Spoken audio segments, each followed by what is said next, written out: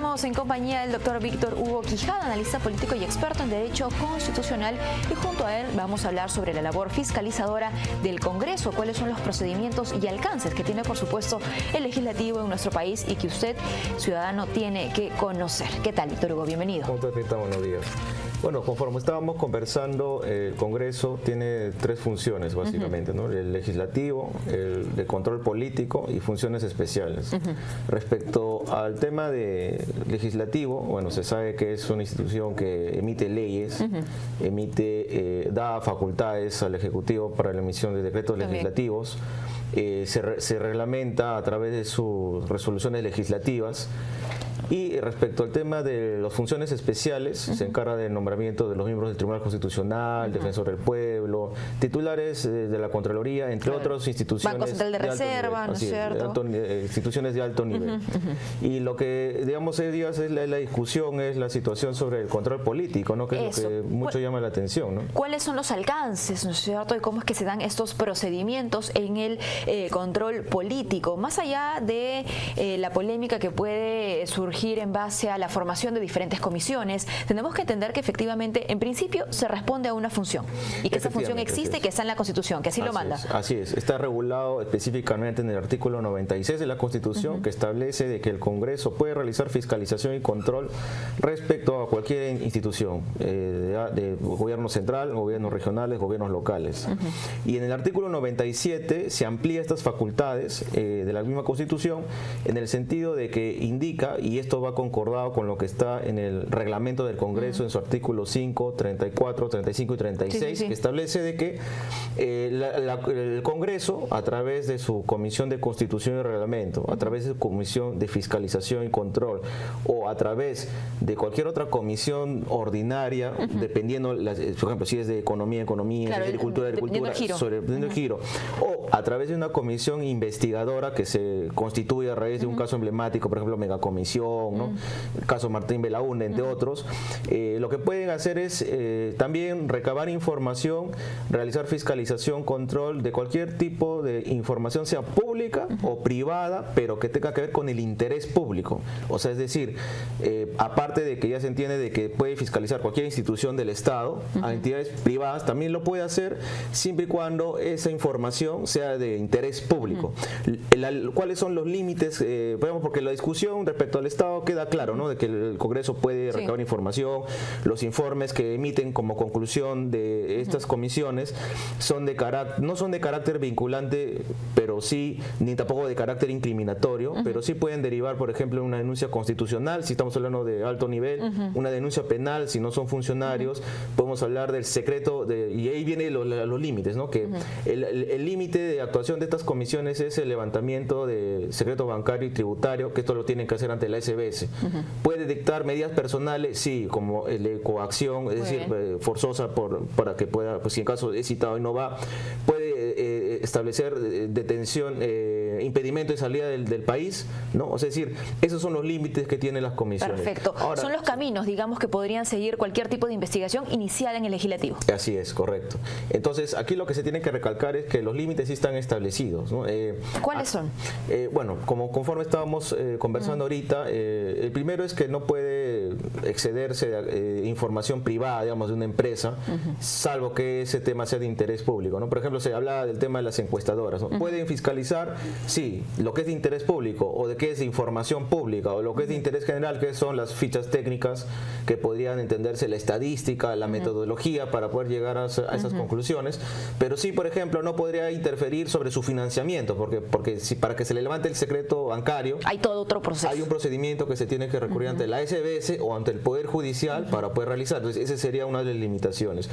Si, por ejemplo, se encontrara en cualquier otro tipo de comisión, por ejemplo, si nos vamos al tiempo hacia atrás del caso Martín Belaúnde, por ejemplo, donde hablábamos de personas implicadas que no eran funcionarios, lo que se dictaminó fue el impedimento de salida del país de este señor, que después se terminó fugando a otra parte, y además acabó con una denuncia penal, porque como al no ser funcionarios, sino ser externos del Estado, se se puede realizar una denuncia penal que acaba con un informe, ¿no? Que es el paso previo de una comisión de investigación o la comisión de constitución o de la comisión de fiscalización y control.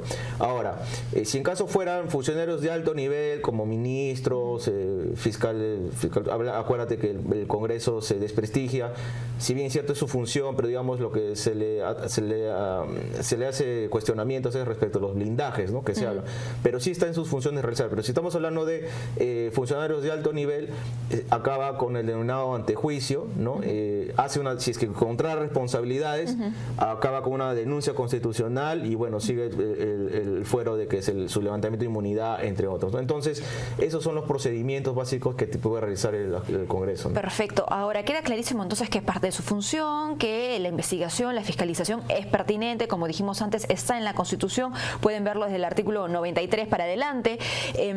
Lo que quizá es un poco gaseoso es, claro, ¿qué es aquello que en principio determina que empiece una investigación o que se genere una nueva comisión? Y eso lo menciono porque, claro, muchas veces el ciudadano quiere ver pues al congresista no tanto investigando y empapelándose, sino también haciendo. Sí, efectivamente, ¿no? Cuando hablamos de interés público, ¿no? Por ejemplo, ¿qué tipo de temas son realmente pertinentes e importantes para el peruano? Sí, desde el punto de vista de la doctrina, el derecho constitucional establece que todo aquel de interés general es de interés público, y eso se entiende, el interés general, de acuerdo al principio de publicidad, nace esta función porque se entiende que todos los actos del Estado, de cualquiera de sus niveles, son públicos y que el secreto es la excepción. Entonces, si todos los actos son públicos, lo que hace el Congreso es fiscalizar que se transparenten las actuaciones, porque como es de interés general, claro, todos lo deben saber. Entonces, ¿cuándo vienen los cuestionamientos? Cuando empiezan a haber irregularidades o presunciones de irregularidades administrativas en la operación de la norma, en cuanto a la gestión pública, en cuanto al tema presupuestario, de gasto público, que eso está en la misma Constitución y su reglamento lo establece. Esos son los detonantes. Sí, así es. Si el caso de que existiera algún tipo de indicio, eso, periodística, ciudadana, penal, investigación fiscal, es ahí donde el Congreso puede intervenir a través de sus facultades, porque sí es una de las facultades propias del nacimiento desde que existe el Parlamento, ¿no? Dentro de las funciones, bueno, las especiales son las que menos problemas seguramente representan, ¿no? El nombramiento de funcionarios, como bien ha dicho nuestro invitado. ¿Cómo generar un balance entre las otras dos funciones determinantes, ¿no? Por un lado, la legislativa y la del control político, para que sí, efectivamente haya fiscalización cuando se amerite, pero no se deje de trabajar, por ejemplo, en torno a la reforma política, ¿no? Si hablamos de la formulación de leyes, ¿cómo generar? Sí, bueno, respecto al tema de lo que es el nacimiento de las leyes, existe una comisión de Constitución y Reglamento, ¿no? Que es la que se encarga de ver todo lo que son en este caso, las reformas constitucionales, adelanto de elecciones. Tenemos comisiones especiales como la de Fiscalización y Control, que se encarga de ver básicamente las situaciones que tengan que ver con interferencia. En este caso, se pueden armar grupos de trabajo, si es que es muy rápido la situación, porque son de carácter temporal. Hay que recordar que estas comisiones, estos trabajos que realizan son de carácter temporal, si es que existiera algún indicio, alguna denuncia pública. Claro. Ahora, ¿qué es lo que finalmente termina en todo eso, ¿no? Porque hablamos de la temporalidad. Tiene que acabar con un informe, ¿no? Estos informes deben de establecer posibles responsabilidades, pero hay que recordar que otro de los límites... Y articular a otros sectores. Exacto, articular, y ahí para terminar el tema de la articulación, no tiene un carácter incriminatorio. Eso quiere decir que lo que ellos determinan no es como el Poder Judicial. Al fin y al cabo, quien va a determinar las responsabilidades es el Poder Judicial. Sin embargo, ¿es un instrumento para la investigación? Sí, es decir, ¿cuál es la solidez también que viene detrás de cada investigación y cada trabajo que hacen en cuanto a fiscalización, ¿no? Sí, bueno, por eso, no tiene carácter incriminatorio, son de carácter referencial. Es cierto que el Poder Judicial tiene sus propias autonomías, más o menos para que se tiene una lógica como los informes de auditoría de la misma Contraloría, ¿no? Son informes no vinculantes que pueden tener una responsabilidad, pero al fin y al cabo, quien es titular de la acción penal es el Ministerio Público. El Ministerio Público tendrá que realizar investigaciones ampliatorias o finales es dentro de la investigación preliminar o preparatoria para corroborar que esta información, sea de la Contraloría o sea del mismo Congreso, de sus comisiones, son verdaderas, ¿no? El ciudadano puede tener quizá la percepción de que la fiscalización puede entrampar ciertos procesos, ciertos avances o quitarle fuerzas a otro tipo de trabajos, a otro tipo de políticas. Sin embargo, no podemos olvidar la función más importante del Parlamento, que es la representación. Si no fiscalizan ellos, no podemos fiscalizar nosotros, aunque hay otros mecanismos igual. Es una forma de repente de sensación en la ciudadanía, ¿no? Sobre todo por la forma de desprestigio del Congreso, porque si es fiscalizadora y es legislativa, se ha estado viendo que ciertos proyectos o lo entrampan o lo paralizan, o en respecto a la situación de los llamados blindajes, porque se entiende que existe una comisión de ética, existe una comisión de constitución, existen comisiones que deben de velar por las sanciones disciplinarias de los mismos congresistas, como el llamado antejuicio, la comisión de fiscalización, que tiene que velar respecto a la labor, por ejemplo, a través de interpelaciones o mecanismos de censura. Lo que se está viendo es que se desprestigia internamente, ¿no? Por ahí viene el problema, yo creo. Y me imagino que bueno, este desprestigio es parte del impacto que tiene en sí misma también la fiscalización cuando esa quizá no cumple con los requisitos pues de eficiencia, ¿no? Porque ¿a dónde llegan estas investigaciones? Claro, ese es uno de los grandes defectos que hay, ¿no? Porque si uno revisa la información que está en la página web mismo del Congreso, los informes... ¿Qué casos resuelven, por así decirlo, no? No son muchos los que acaban con informes de responsabilidades, ¿no? Incluso en algunos casos se hablan de ciertos encubrimientos a determinados personajes, por ejemplo, como fue el caso del expresidente Alan García, ¿no? Que está en la megacomisión, pero sin embargo no le inculpan ningún tipo de... Hago uso de mi función, formo una comisión, fiscalizo, pero al final, digamos, los resultados y el impacto... Claro, no trasciende, digamos, no trasciende, que a veces el Poder Judicial tiene que realizar su función de otra manera para poder haya responsabilidades.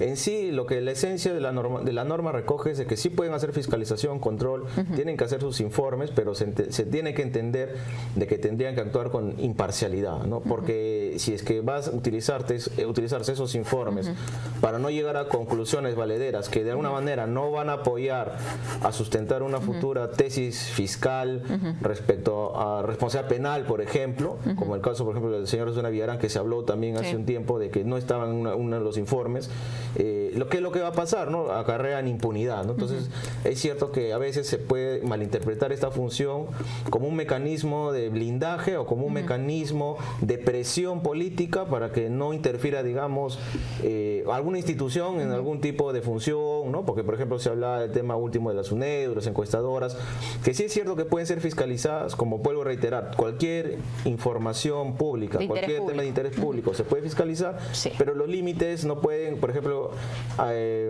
abarcar temas que tengan que ver contra la intimidad personal o con el secreto bancario tributario, o no pueden tampoco dictar medidas coercitivas de detenciones, cosas por el estilo no lo puede hacer, ¿no? Pero sí lo que puede hacer es recabar con toda la información, recopilar, analizar en un tiempo, pero sobre todo acabar con informe que tiene que ver con conclusión de determinación de futuras responsabilidades para derivar después al Ministerio Público, ¿no? Finalmente, doctor Quijada, su evaluación técnica quizás sobre este periodo, sobre el trabajo que ha realizado nuestro Parlamento en cuanto a la función de fiscalización y sus efectos.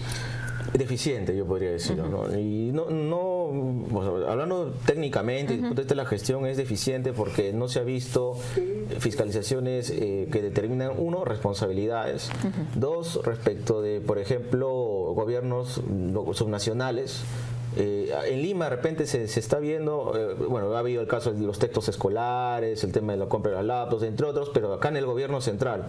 Pero respecto a la fiscalización en provincias, ha sido muy deficiente, ¿no? Muy deficiente, no se ha escuchado ninguna fiscalización importante, un gobierno local, regional, y que, digamos, hay representatividad, como tú mencionaste, en muchos en todo el Perú, en cada región. Y gente en regiones que está esperando justamente a ese representante, está esperando esa representación, ¿no? Entonces, a veces el Poder Judicial no puede cubrir de cierta manera estas funciones, y ahí es donde viene la deficiencia y el desprestigio del mismo Congreso en su actuación, que de alguna manera no solamente solamente debe realizar fiscalización a temas que a veces se entiendan politizados, sino de una manera imparcial y actuar en todo el territorio nacional, porque necesidades y problemas hay en todo el Perú, ¿no? Muy bien, ojalá que pronto tengamos pues este equilibrio entre los poderes y que trabajen por el bienestar de los peruanos según la agenda que necesita nuestro país. Muchísimas gracias, doctor, por habernos acompañado. Aquí seguimos con más información. El gobierno inició la implementación de gestión de proyectos en las entidades del sector público. Esta herramienta busca garantizar que los proyectos de inversión